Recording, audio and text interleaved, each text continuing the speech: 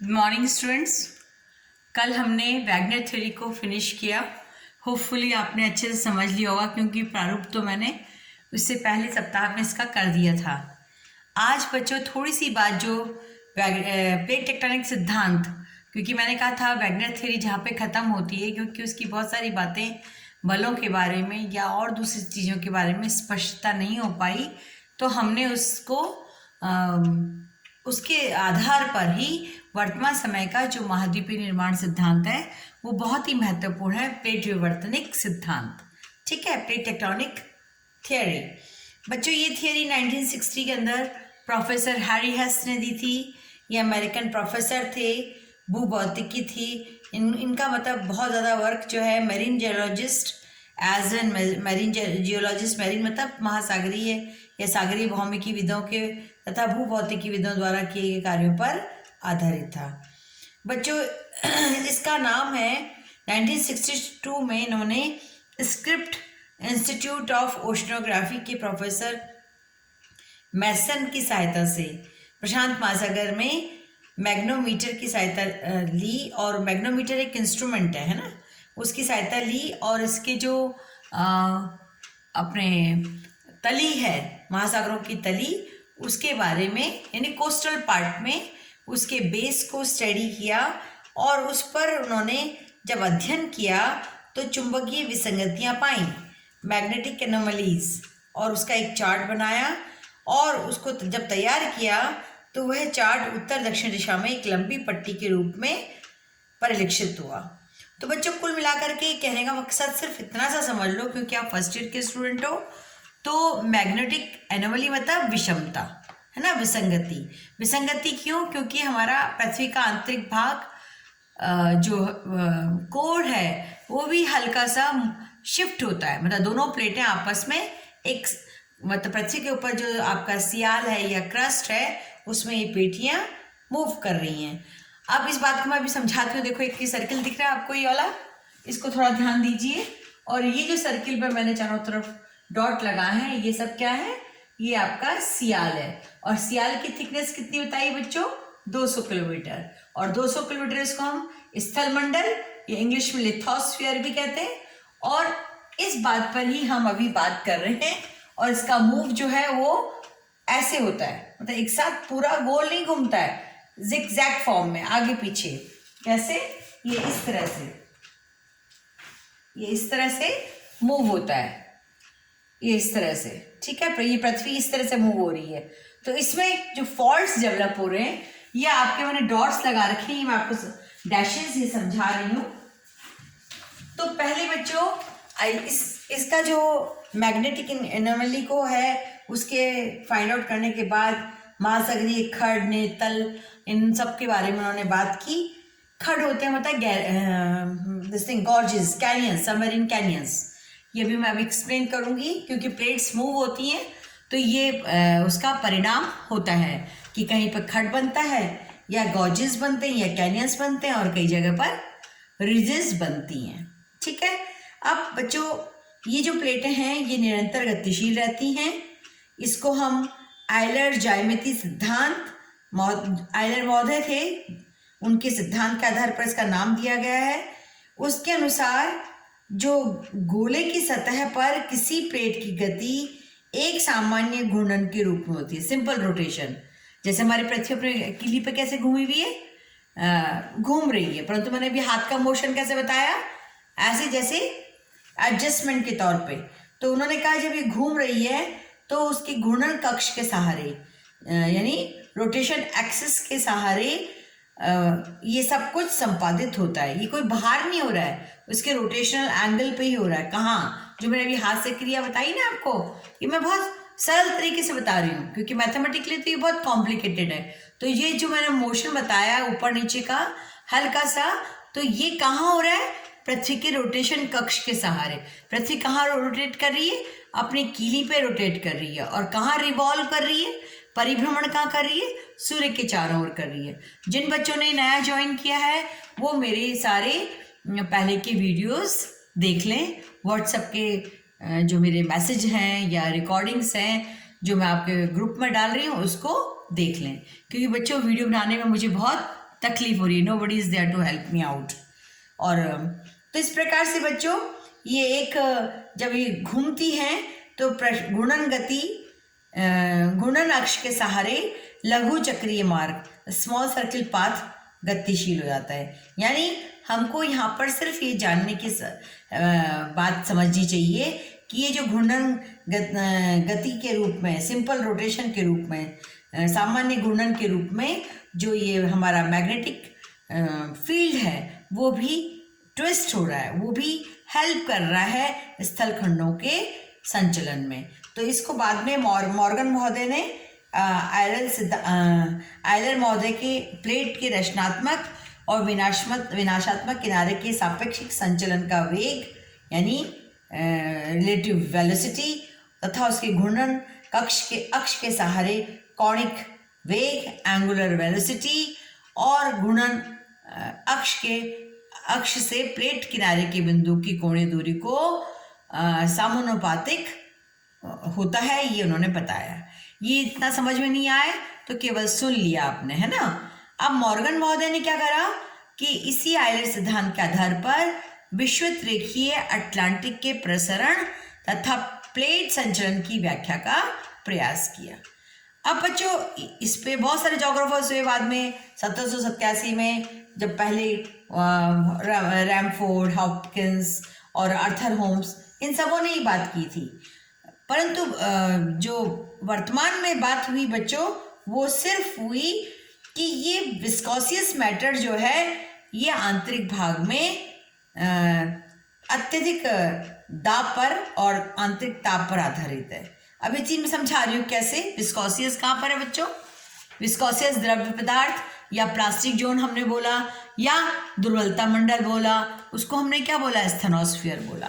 तो ये सिर्फ बात मैं ये समझा रही थी, मतलब ये बताने की कोशिश की मैंने सिर्फ कि जो प्लेट टेक्टोनिक थ्योरी है यह जो अन्य जोग्राफर्स वैगनर के बाद कई जोग्राफर्स ने इस पर अपने विचार रखे, पर जब भूभौतिकी वैज्ञानिक आयलर का सिद्धांत आया तो उन्होंने मोशन की बात करी कि सारा मोशन जो है पृथ्वी के घूर्णन अक्ष के सहारे ही हो रहा है। और फिर मॉर्गन ने उसको स्पष्ट करने की कोशिश की अपने प्रयोग के आधार पर आपके दिस थिंग अटलांटिक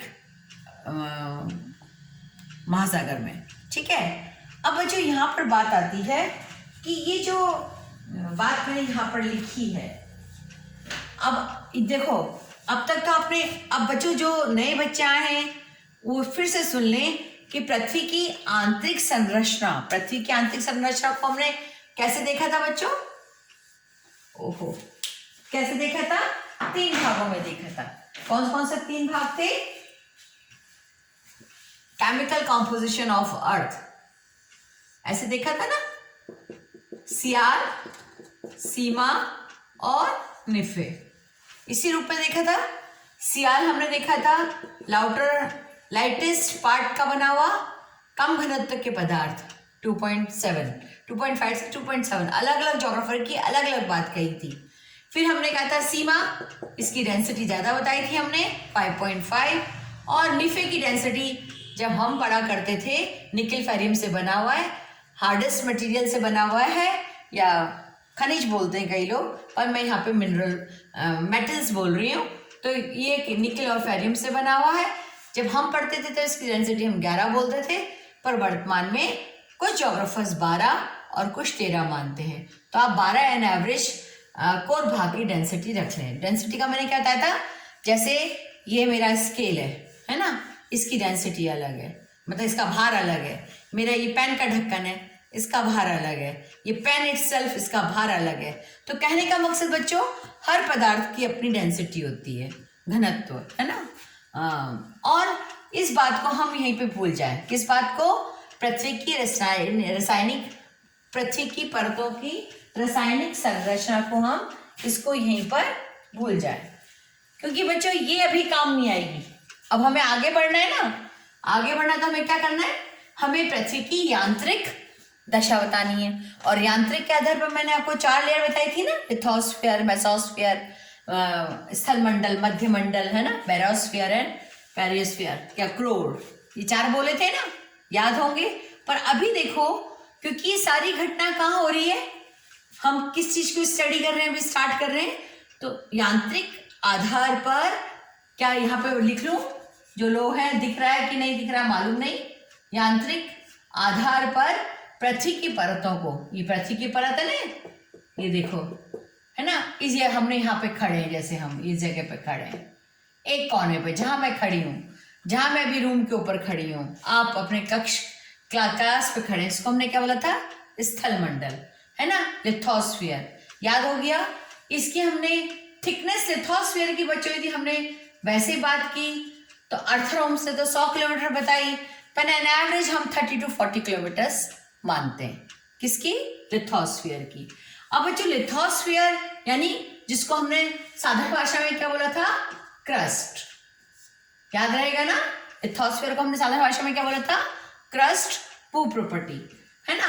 अब भू प्रॉपर्टी जो है बच्चों, इसको हमने लिया है, क्रस्ट को हमने यहाँ पे ले लिया है 200 किलोमीटर्स की डेप्थ तक, हमने नहीं, आई नो वन, जोग्राफर्स ने लिया है, और जोग्राफर्स ने इस प्रॉपर्टी को यानी क्रस्ट को क्या बताया है, बहुत हल्के पदार्थों से निर्मित बताया है। तो यानी सियाल जो है या क्रस्ट जो है आपकी, वो किसके, हार्ड पदार्थों के ऊपर फ्लोट कर रही है, तैर रही है, हाँ या ना, this is floating on the heavy density, क्या, जितने भी अपने स्थल मंडल के भाग हैं, और इस 200 से लेके 360 वाले भाग को हमने क्या बोला है, ये देखो यहाँ लिखा हुआ है, 200 से 360 वाले भागों को हमने बोला है एस्थेनोस्फीयर, क्या बोला है, एस्थेनोस्फीयर, दुर्बलता मंडल या प्लास्टिक जोन, इसके 3 नाम, ये मैंने आपको डिटेल में फर्स्ट चैप्टर बताया ना, जिसके 5 से 7 वीडियो बने, पहले वाले वीडियो मेरे डिलीट हो गए, तो सेकंड टाइम मैंने थोड़ा सा घास काटा है वीडियो, मतलब फास्ट कोर्स कवर करने के हिसाब से बच्चों। तो प्लास्टिक जोन पर फिर भी मैंने एक पॉइंट समझाने की कोशिश करी है। आपको क्या नाम याद रखना है, पहले भाग का लिथोस्फीयर, स्थल मंडल, दूसरा हमने यहाँ पर छोटा टुकड़ा लिया है, छोटा हिस्सा लिया है, वो लिया है एस्थेनोस्फीयर या दुर्बलता मंडल या प्लास्टिक जोन, और इसको हमने क्या बोला है, अर्धद्रव। ये लिक्विड होता है, लिक्विड मतलब थिक, जैसे चिपचिपाहट लिए हुए होता है, जो अभी मैंने बता रही थी ना, आयलर महोदय के ज्यामितीय सिद्धांत के आधार पर उन्होंने उसकी थिकनेस, विस्कोसियस नेचर को बताया।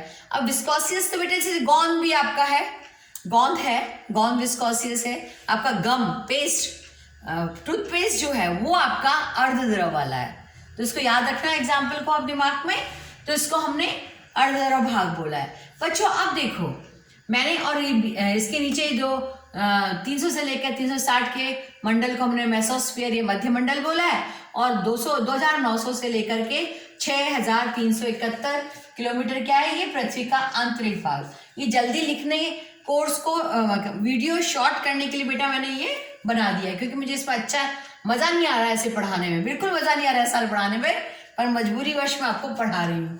तो ये आपका गंभीर मंडल या कोर या आंतरिक मंडल या अंतरतम, बहुत सारे नाम जो है, तो क्रोड़ हम जो है या कोर हम बहुत प्रॉपरली बोलते हैं, मैंने इसमें सारे नाम आपको बताए हैं। तो अब आपको केवल क्या करना है कि ये जो लिथोस्फीयर हमारा क्रस्ट है, it is floating over the आपके दुर्बलता मंडल के ऊपर, या आपके जो ये एस्थेनोस्फीयर इंग्लिश में है वर्ड, उसके ऊपर तैर रहा है, और इसकी जो सेमी विस्कोसियस नेचर है, इसकी वजह से इसको हम प्लास्टिक जोन भी कहते हैं।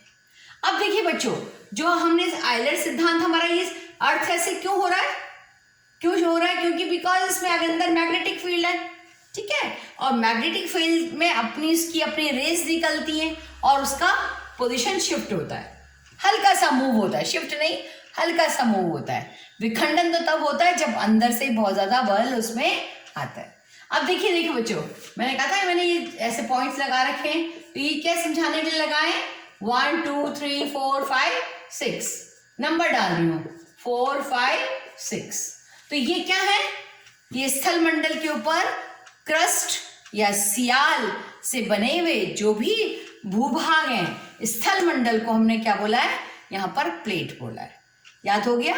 सारे सियाल से निर्मित स्थल मंडलों को हमने क्या बोला है, प्लेट। मैंने नहीं बोला, हैरी हैस मॉर्गन ने बोला है। ओके, तो अब अब ये प्लेटों को हमने क्या कर दिया, 1 2 3 4 5 6 नाम दे दिया। ये चित्र देख लीजिए, इसी का मैंने ये गोल है ना, इसको मैंने फ्लैटन कर दिया है, चपटा बना दिया है। ये 1 2 3 4 5 6, 1 यहाँ से स्टार्ट, 2 4 5 6, ये सारे के सारे क्या हो गए, आपके महाद्वीपीय प्लेटें हो गई। इसमें आपको लग रहा होगा कि महाद्वीप तो 7 है, तो ये अमेरिकन जो प्लेट है दोनों महाद्वीपों की एक ही है, मैं बताती हूँ अभी आपको।